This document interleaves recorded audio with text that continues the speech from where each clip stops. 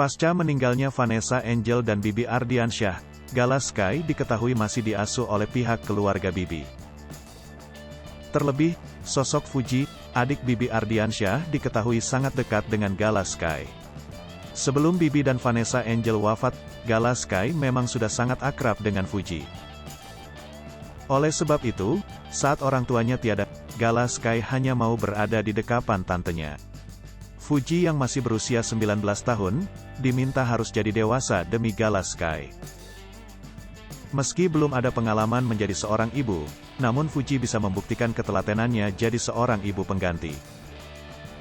Namun sayang, di tengah kesibukannya urus Gala Sky, Fuji justru mendapati kabar tak mengenakan. Ya, belakangan ini Fuji memang terlihat jarang mengunggah momen kebersamaannya dengan Gala di Instagram. Ia hanya sesekali membuat story saat menemani Gala Sky bermain ataupun sedang tidur. Ternyata bukan tanpa alasan, Fuji mengaku ada akun palsu yang mengatasnamakan dirinya untuk melakukan penipuan dengan membuka jasa endorsement.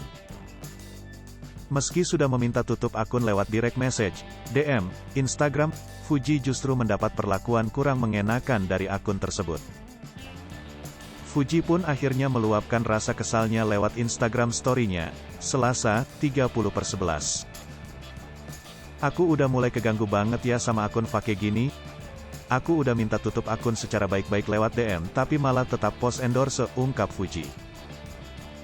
Tak sampai di situ, Fuji pun meminta bantuan warganet untuk melaporkan beberapa akun palsu yang mengatasnamakan dirinya.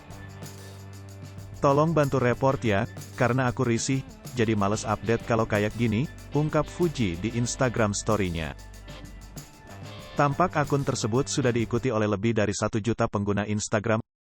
Fuji pun tak habis pikir dengan akun yang memanfaatkan keadaan dan namanya itu. Ganti username, terus aku di-blok, tetap upload endorse mengatasnamakan aku juga. Enggak habis pikir, katanya.